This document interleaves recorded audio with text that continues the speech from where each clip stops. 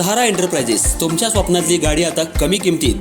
इचलकरंजी शहरालगत असलेल्या कबनूर चंदूर रोडवर कोन्नूर पार्कमधल्या सहारा एंटरप्राइजेस इथं पश्चिम महाराष्ट्रातली विविध बँका आणि फायनान्स कंपन्यांनी जप्त केलेल्या जुन्या दुचाकी आणि चारचाकी गाड्यांची विक्री केली जाते. शोरूम किमतीपेक्षा 25 ते 50% कमी दरात, उत्तम स्थितीत आणि संपूर्ण कागदपत्रांसह त्वरित डिलिव्हरी. दुचाकी 20,000 पासून पुढे तर चारचाकी 50,000 पासून पुढे. आपल्या पसंतीची कार किंवा बाईक आता अगदी परवडणाऱ्या दरात घेऊन जा. विश्वास, पारदर्शक व्यवहार आणि उत्तम सेवा हेच आमचं वैशिष्ट्य.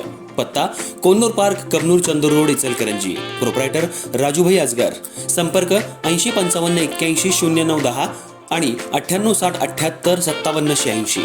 सहारा एंटरप्राइजेस, दर्जा, विश्वास आणि बचत यांचं परिपूर्ण ठिकाण.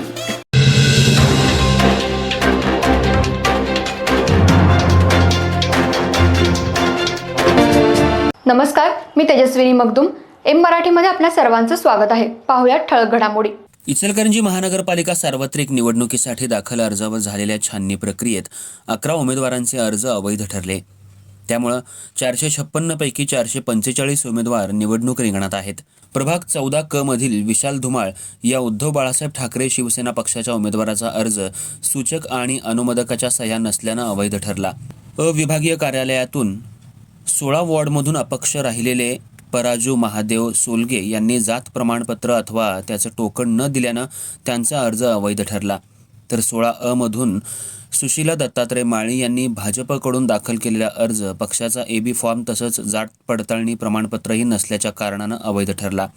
प्रभाग 13 मधील भाजपचे रणजित लायकर यांनी अवैध बांधकाम केल्यानं त्यांचा अर्ज अवैध ठरवावा अशी मागणी शिवशाहू विकास आघाडीचे उमेदवार अमरजित जाधव यांनी केली होती.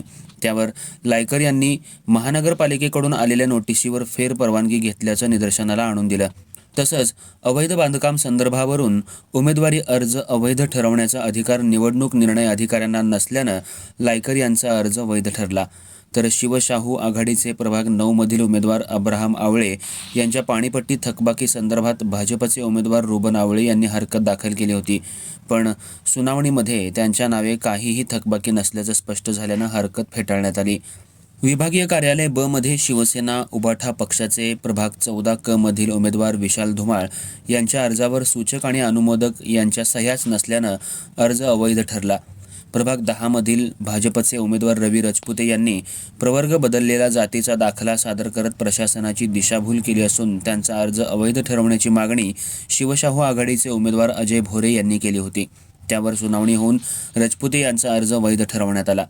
तर प्रभाग क्रमांक 14 मधील शिवसेना शिंदे गटाच्या उमेदवार उमा गौड यांनी भाजपच्या मेघा भोसले यांच्या उमेदवारी अर्जातील नावावर घेतलेली हरकत फेटाळण्यात आली. विभागीय कार्यालय क मध्ये अपक्ष उमेदवार रोहन धारवट यांच्या अर्जासोबत जात प्रमाणपत्र टोकन नसल्यानं त्यांचा अर्ज अवैध ठरला. प्रभाग क्रमांक 11 मधील भाजपचे उमेदवार प्रदीप धोत्रे यांनी शिवशाहू आघाडीचे राजेंद्र तळकर यांना 3 अपत्य असल्याने त्यांचा अर्ज अवैध ठरवण्याची मागणी करत सरफराज खलिफा यांच्या शपथपत्रावर हरकत दाखल केली होती. त्या दोन्ही हरकती फेटाळण्यात आल्या. प्रभाग 11 मधील भाजपचे राजू बोंद्रे यांनी शाहू आघाडीचे नजीर इसाक फकीर आणि अपक्ष उमेदवार शशिकांत देसाई यांनी अनधिकृत बांधकाम केल्यानं त्यांची उमेदवारी अवैध ठरवण्याची मागणी केली होती. हे दोन्ही आक्षेपही फेटाळण्यात आले.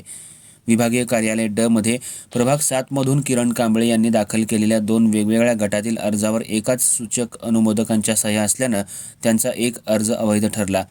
प्रभाग 1 मधील राष्ट्रवादी अजितदादा पवार पक्षाच्या दीपाली सचिन कांबळे यांच्या उमेदवारीवर अपक्ष उमेदवार आरती बनसोडे यांनी जात प्रमाणपत्रावरून घेतलेला आक्षेप फेटाळण्यात आला.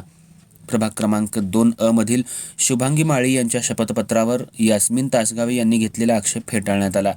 भाजपच्या मंगल गुसळे यांच्या प्रभाग 2 मधील उमेदवारीवर अतिक्रमणावरून शिवशाहू आघाडीच्या पद्मा सावरतकर यांनी घेतलेला आक्षेपही निवडणूक निर्णय अधिकाऱ्यांनी फेटाळला.